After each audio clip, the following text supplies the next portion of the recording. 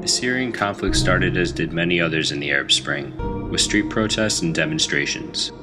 However, what began peacefully soon developed into violence, as the Assad regime refused to release control of the Syrian government and began what would turn into a relentless and brutal attempt to crush any opposition. People were tortured, kidnapped, and killed in an attempt to snuff out the protests. Since then, the situation has turned into all-out war between the Free Syrian Army, or FSA, and the government's military, with both forces claiming to be fighting for the Syrian people. Both groups are backed mainly by their sectarian roots, the FSA by the Sunni majority in the country, and the military by the Alawite minority.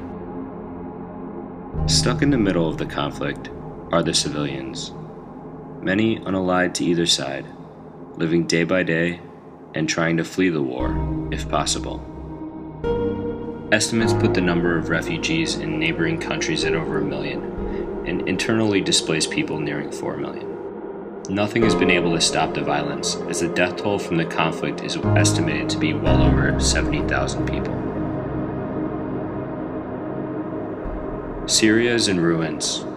What was once a beautiful and historic land, centered along trading routes with some of the oldest cities in human history, has been reduced to rubble.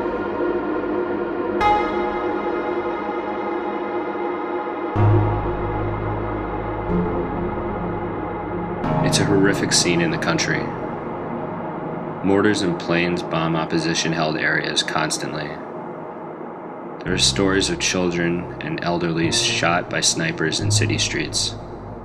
Buildings covered in soot, breadlines that last for hours. Husbands and sons are missing. Trees and parks are chopped to their roots for warmth to get through the winter.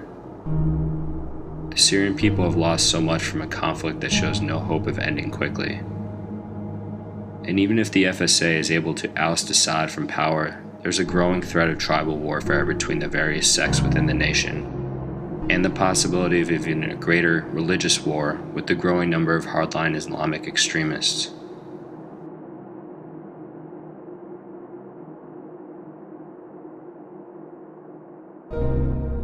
The situation is terrible, one that will only continue to decimate an already ruined nation if its course is not altered dramatically.